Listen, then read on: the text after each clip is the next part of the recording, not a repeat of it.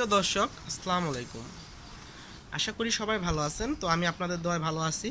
তো আজকে আমরা কুরবানির ষাঁড় গরু নিয়ে কিছু কথা বলবো এবং কোন গরুতে কি পরিমাণ লাভ হয় বা কুরবানির ষাঁড় গরুকে কীরকম যত্ন দিবেন সে বিষয় নিয়েও কথা বলবো এবং কোন গরু মানে ষাঁড় গরুর প্রজেক্ট করলে কীরকম লাভ হয়, গাভী গরুর ক্ষেত্রে কীরকম লাভ হয় এর আগেও বলছি, বাট আজকে আমি শুধু ষাঁড় গরু নিয়েই কথা বলবো। তো সেক্ষেত্রে আমি যেটা বলতে চাচ্ছি যে আপনারা ইচ্ছা করলে লং প্রজেক্ট মানে লং প্রজেক্ট বলতে এই যে কুরবানি শেষ হয়ে যাবে তখন যদি আপনারা সাথে সাথে গরু কিনেন তাহলে লস হওয়ার সম্ভাবনা বেশি। কারণ একটা জিনিস আপনি কেনার সময় যদি ঠকে যান তাহলে আপনি বিক্রি করে কখনো লাভ করতে পারবেন না। সেক্ষেত্রে করণীয় কি, যখন কুরবানির 2 মাস পর সবার গরু টরু কেনা শেষ এবং শীতের সিজন আসবে তখন আপনারা গরু ক্রয় করতে পারেন। আর তখন আমার আমার মানে অনুযায়ী আপনারা কোন সাইজের গরুগুলো কিনবেন তখন অবশ্যই 1 লাখের উপরে যে গরুগুলো আছে সেগুলো আপনারা কিনতে পারেন। তো ভাই তখন আপনাদের মনে কোশ্চেন থাকবে যে 1 লাখের উপরের গরুগুলো কিনে আমরা কি করব।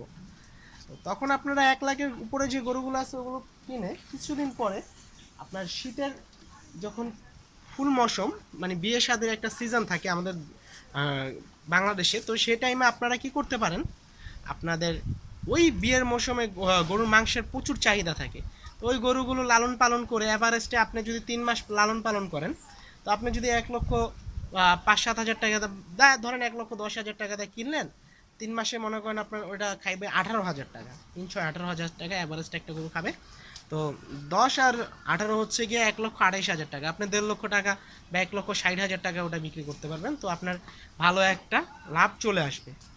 আর যারা আপনারা লং টাইম মানে লালন পালন করেন, একটা গরু ওই যে 50,000 40,000 টাকা দিয়ে কিনে আপনার 1 বছর 1.5 বছর লালন পালন করেন, সেক্ষেত্রে আপনাদের ওইগুলো কারা করে, যাদের পুঁজি একটু কম থাকে তারা করে। তো আপনাদের যদি পুঁজির সমস্যা থাকে তাহলে ওইটা করতে পারেন। আর আপনার আমার বুদ্ধিমত্তা অনুযায়ী বা আমার অভিজ্ঞতা অনুযায়ী তারপরে বলতে লাগছিলাম যে কোরবানির পরে ওই গরুগুলো কিনতে পারেন। কোরবানির 2 মাস পর, কোরবানির পর সাথে সাথেই পাগল হয়ে যাবেন না গরু কেনার জন্য, 2 মাস পর গরু কিনবেন, কিনে তারপরে আপনারা মনে করেন 3 মাস লালন পালন করে ওই গরুটার প্রতি আপনারা জাত যদি দেখে কিনতে পারেন ইনশাল্লাহ লাভবান হবেন।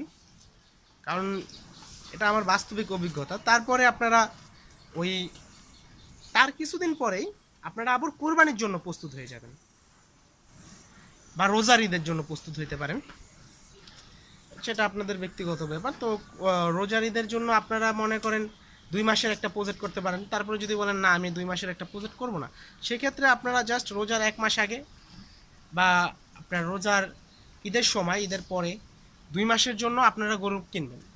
তখন আপনাদের কি করতে হবে, আপনার যদি আপনারা 4-5 মাসের জন্য কিনেন সাথে সাথে বিক্রি করে একবারে কুরবানি টার্গেট করে কিনেন তাহলে আপনারা 80,000 70,000 টাকার মধ্যে গরু কিনলেই আপনারা কুরবানি ধরতে পারবেন। কিন্তু যদি আপনারা বলেন না আমি কুরবানি 2 মাস আগে কিনবো আবার, তো সেক্ষেত্রে বা 2 মাস 3 মাস আগে কিনলে আপনাদের কী করতে হবে, আবারও ওই 1,10,000 8,000 টাকা দামের গরুটা ক্রয় করতে হবে। কারণ আপনারা যদি একটা বাছুর গরুকে যতই খাওয়ান তো সেক্ষেত্রে ওটা কিন্তু বড় হবে না। কেন এই কথা বললাম, তো আপনারা একটা বাছুর গরুকে যতই খাওয়ান সেটা মোটা হবে না, সেটা হয়তো বা বড় হবে, সেটা হয়তো বা বড় হবে, মোটা হবে না। তো সেক্ষেত্রে অবশ্যই আপনাদের গরুর 2 দাঁত 4 দাঁত দেখে ক্রস গরু নির্বাচন, ভালো ক্রস গরু নির্বাচন যদি আপনারা করতে পারেন ইনশাল্লাহ ভালো একটা প্রফিট পাবেন। কারণ এখন গরু লালন পালন কারা করে বা গরু লালন পালন এখন যারা আপনাদের টাকা পয়সা যাদের থাকে সবসময় হাতে তারাই গরু লালন পালন করে একমাত্র লাভবান হতে পারবে, এছাড়া লাভবান হতে একটু কষ্ট।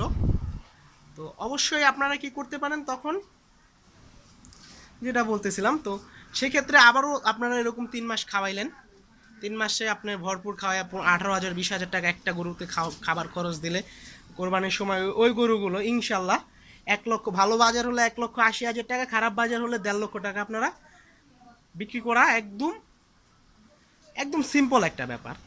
তো সেক্ষেত্রে আপনারা অবশ্যই একবার ওই লং টাইম প্রজেক্ট না করে বছরে 2 বার 3 বার গরু ছাড়ার চেষ্টা করবেন এবং বড় গরু ক্রয় করার চেষ্টা করবেন, যেভাবে বললাম ওরকম করে ইনশাল্লাহ আপনাদের প্রফিট হবে।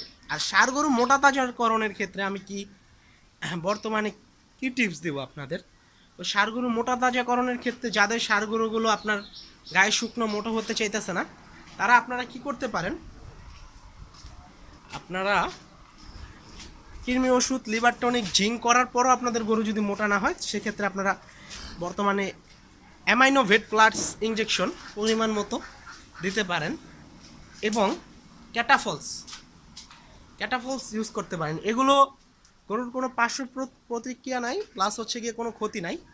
তো অবশ্যই এগুলো ইউজ করলে, যেহেতু এগুলো গরুর জন্য নির্মাণ করা হয়েছে, সেক্ষেত্রে এটা কোনো ক্ষতি নাই, পার্শ্ব প্রতিক্রিয়া নাই। তো আমাদের গরু ইনশাল্লাহ কোনো কিছু ইউজ করা লাগে না, কারণ আমরা একটা গরুর পর্যাপ্ত বয়স হইলে অটোমেটিকলি যদি শরীরে সব কিছু ঠিক থাকে, এই যে দেখেন গরুর কী সুন্দর কালার, এটা অবশ্যই জিঙ্কের জন্য হয়েছে, জিঙ্ক পর্যাপ্ত পরিমাণে পাই বিধায় হয়েছে।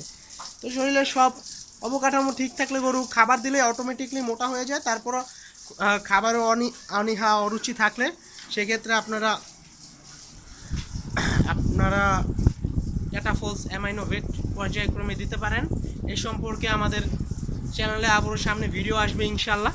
তো সবাই আমাদের জন্য দোয়া করবেন, অবশ্যই এরকম ভিডিও পেতে চ্যানেলটিকে সাবস্ক্রাইব করবেন। সাথে থাকার জন্য অনেক অনেক ধন্যবাদ। আসসালামু আলাইকুম এভরিওয়ান।